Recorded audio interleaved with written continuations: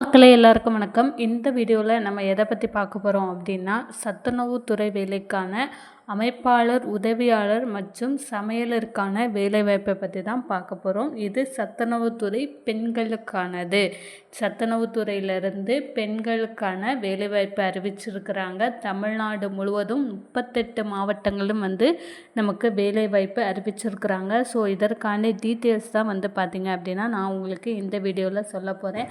So அமைப்பாளராக இருந்தீங்க அப்படின்னா அதற்கு என்ன எஜுகேஷன்ஸ் குவாலிஃபிகேஷன், சமையலராக இருந்தீங்கன்னா அதற்கு என்ன படிச்சிருக்கணும், உதவியாளருக்கு என்ன படிச்சிருக்கணும், எவ்வளவு சம்பளம் அமைப்பாளருக்கு, உதவியாளருக்கு, சமையலருக்கு தனித்தனியாக எவ்வளோ சம்பளம், எக்ஸாம் இருக்குமா இருக்காதா, என்ன மாதிரி பேட்டர்னில் அவங்க இன்டர்வியூ எடுப்பாங்க, எப்படியெல்லாம் கேள்விகள் கேட்க போகிறாங்க, இதற்கு நம்ம எப்படி அப்ளை பண்ணலாம் அப்படின்ற ஆல் டீட்டெயில்ஸ் பார்த்திங்க அப்படின்னா நான் உங்களுக்கு இந்த வீடியோவில் சொல்கிறேன். நம்ம சேனல் நீங்கள் இதை தான் முதல் தடவை பார்க்குறீங்க அப்படின்னா மறக்காமல் சப்ஸ்கிரைப் பண்ணிட்டு பாருங்கள். அப்படின்னா தான் கவர்மெண்ட் ஜாப் அப்டேட் உங்களுக்கு ரெகுலர் நோட்டிஃபிகேஷனாக வரும். இப்போ வாங்க நம்ம வீடியோக்குள்ளே போகலாம்.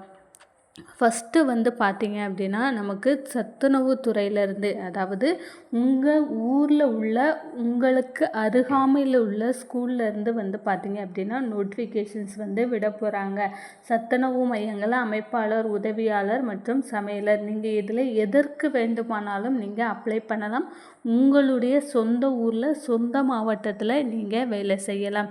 இதற்கான வயது வரம்பு அப்படின்னு பார்த்திங்க அப்படின்னா மினிமம் 21 வயசுலேருந்து மேக்ஸிமம் 40 வயசு வரை நீங்கள் அப்ளை பண்ணலாம். இது SC/STயாக இருந்தீங்க அப்படின்னா 18 வயசுலேருந்து 40 வயசு வரை அப்படின்னு சொல்லியிருக்காங்க. இதே விடோ, கணவனால் கைவிடப்பட்டவர் அப்படின்னு இருந்தீங்க அப்படின்னா 20லேருந்து உங்களுக்கு 40 வயசு வரை சொல்லியிருக்காங்க. ஸோ ஏஜ் ரிலாக்ஸேஷன்ஸ் இன்னுமே அதிகரிப்பாங்க. ஸோ அஃபிஷியலாக அதற்கான நோட்டிஃபிகேஷனும் வரும்.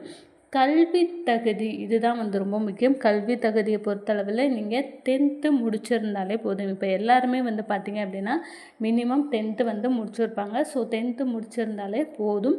ஸோ இதுக்கு ஃபஸ்ட்டு 1 இயர் பார்த்திங்க அப்படின்னா உங்களுக்கு 3000 தான் கொடுப்பாங்க.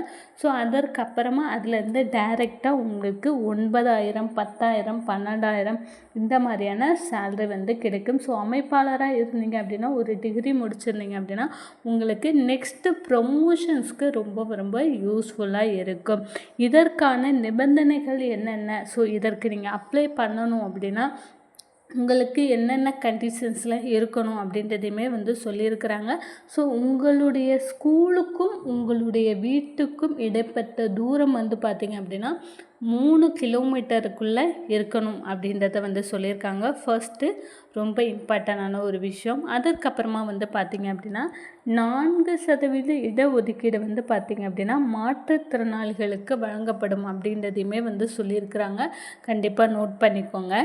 அதற்கப்புறமா பார்த்திங்க அப்படின்னா கணவனால் கைவிடப்பட்டவர்களுக்கும் விதவைகளுக்கும் 25% இடஒதுக்கீடு கொடுக்கப்படும் அப்படின்றதையுமே சொல்லியிருக்கிறாங்க. ஸோ தகுதியின் அடிப்படையில் தான் பார்த்திங்க அப்படின்னா இந்த நேர்முக தேர்வுக்கு உங்களை கூப்பிடுவாங்க. ஸோ எப்படி விண்ணப்பிக்கலாம் அப்படின்னு பார்த்திங்க அப்படின்னா உங்களுக்கு அந்தந்த ஊராட்சி ஒன்றிய அலுவலகத்தில், இல்லை மாநகராட்சி அலுவலகத்தில், நகராட்சி அலுவலகத்தில் மட்டுமே விண்ணப்பிக்க முடியும். அந்தந்த மாவட்டத்தோட தாலுகா ஆஃபீஸு இல்லை ஊராட்சி அலுவலகத்தில் தான் இதற்கான அப்ளிகேஷன்ஸ் கொடுப்பாங்க. ஸோ அந்த அப்ளிகேஷனை வாங்கி நீங்கள் டைரெக்டாக ஃபில் பண்ணலாம். இதற்கு என்னென்ன சான்றிதழ்கள்லாம் தேவை, அதாவது இந்த அப்ளிகேஷன்ஸ் ஃபில் பண்ணணும், அதோடு என்னென்ன மாதிரியான டாக்குமெண்ட் எல்லாம் அட்டாச் பண்ணி அனுப்பணும் அப்படின்னா உங்களோட 10th mark sheet, TC, ration card, இருப்பிடச் சான்றிதழ், ஆதார் அட்டை, அப்புறம் கம்யூனிட்டி சர்டிஃபிகேட் இதெல்லாம் பார்த்திங்க அப்படின்னா நீங்கள் அட்டாச் பண்ணி அனுப்பணும். ஸோ அதற்கப்புறமா பார்த்திங்க அப்படின்னா ரொம்ப முக்கியமான விஷயம், உங்கள்கிட்ட முன்னுரிமை சான்றிதழ்கள்லாம் வச்சுருந்தீங்க அப்படின்ற பட்சத்தில் தாராளமாக அதையும் நீங்கள் சேர்த்து அனுப்பலாம். இதே மாற்றுத்திறனாளியாக இருந்தீங்க, கணவனால் கைவிடப்பட்டவளாக இருந்தீங்க, அதுக்கப்புறம் விதவையாக இருக்கிறீங்க அப்படின்னா கண்டிப்பாக அதோடு கூட அட்டாச் பண்ணி அனுப்பலாம். எந்தெந்த மாவட்டங்களில் எவ்வளோ வேக்கன்சிஸ் அப்படின்றத பார்த்தலாம். ஃபஸ்ட்டு பார்த்திங்க அப்படின்னா நமக்கு சென்னையில் 179, கடலூர் 320, திண்டுக்கல் 139, பெரம்பலூர் 73, ராமநாதபுரம் 187, சேலம் வந்து பார்த்திங்க அப்படின்னா 722 இருக்கிறதுலையே வந்து அதிகமான வேக்கன்சிஸ் வந்து பார்த்திங்க அப்படின்னா ஓவரால் தமிழ்நாட்டில் அதிகமான வேக்கன்சிஸ் நமக்கு சேலம் மாவட்டத்தில் வந்து கொடுத்துருக்குறாங்க. ஸோ அடுத்தபடியாக வந்து பார்த்திங்க அப்படின்னா தென்காசி 138, தேனி 106, விழுப்புரம் 288, தர்மபுரி 135, ஈரோடுக்கு எவ்வளோ வேக்கன்சிஸ்ன்றதை லேட்டராக வந்து அவங்க அனௌன்ஸ் பண்ணுவாங்க. அந்தந்த மாவட்டங்களுக்கு தனித்தனியாக மாவட்டத்தோட வெப்சைட்டில் வந்து பார்த்திங்க அப்படின்னா அனௌன்ஸ் பண்ணுவாங்க. அப்புறம் வந்து பார்த்திங்க அப்படின்னா காஞ்சிபுரம் மாவட்டத்தில் 74 வேக்கன்சிஸ். இது முழுக்க பார்த்திங்க அப்படின்னா பெண்கள் மட்டும்தான் அப்ளை பண்ண முடியும். ஸோ குட் ஆப்பர்ச்சுனிட்டி, கண்டிப்பாக வந்து மிஸ் பண்ணாமல் அப்ளை பண்ணுங்கள். அப்புறம் தூத்துக்குடி மாவட்டம் 104, திருப்பூர் 262, திருவாரூர் 163, வேலூர் மாவட்டம் 292, விருதுநகர் 273.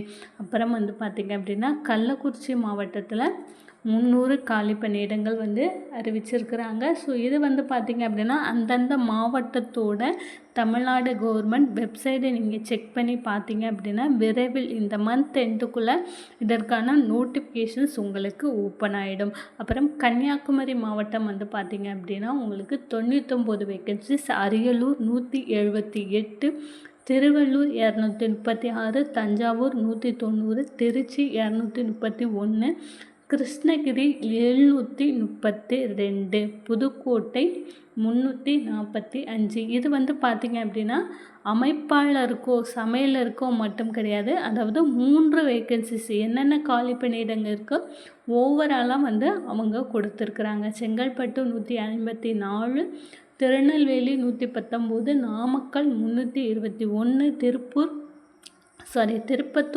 140, கரூர் 200க்கு மேலே அப்படின்றத சொல்லியிருக்காங்க.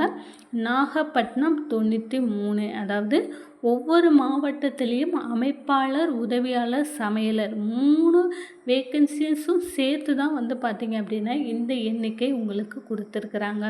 அடுத்ததாக வந்து பார்த்திங்க அப்படின்னா அரியலூர் 178, சிவகங்கை 427, ராணிப்பேட்டை 211, மயிலாடுதுறை 87, நீலகிரி 119, திருவண்ணாமலை 427. ஸோ இதில் விடுபட்ட மாவட்டங்கள் சில இருந்தது அப்படின்னா லேட்டராக அந்தந்த மாவட்டங்களுக்கு விரைவில் இதற்கான நோட்டிஃபிகேஷன்ஸ் வந்து வெளியாக உள்ளது. ஸோ இதற்கு முன்னுரிமை சான்றிதழ்கள்லாம் வச்சுருந்தீங்க அப்படின்னா டைரெக்டாக இன்டர்வியூ மட்டும் நீங்கள் அட்டன் பண்ணால் போதும், உங்களுக்கு வேலை கிடைக்கிறதுக்கான அதிகப்படியான சான்ஸ் இருக்குது உங்களுடைய சொந்த மாவட்டத்திலேயே. மேலும் தகவலுக்கு மறக்காமல் நம்ம சேனலை சப்ஸ்கிரைப் பண்ணுங்கள். தேங்க்யூ.